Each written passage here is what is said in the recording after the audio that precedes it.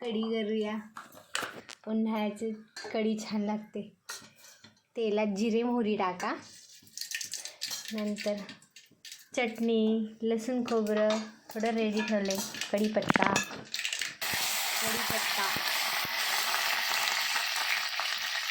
लसूण खोबरं,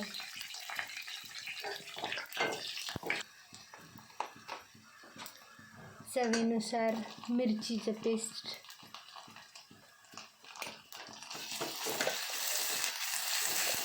बेसन पीठ टाका म्हणजे घट्टसर पण होते.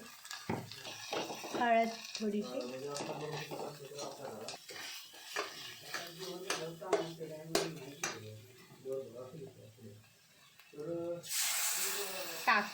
टाकायचं. जेवढी कढी घट्टसर हवी तशी पाणी टाका.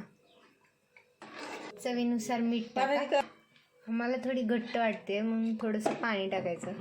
खलबत्त्यातच पाणी घेऊन लसूण खोबऱ्याचं तेच पाणी टाकतो.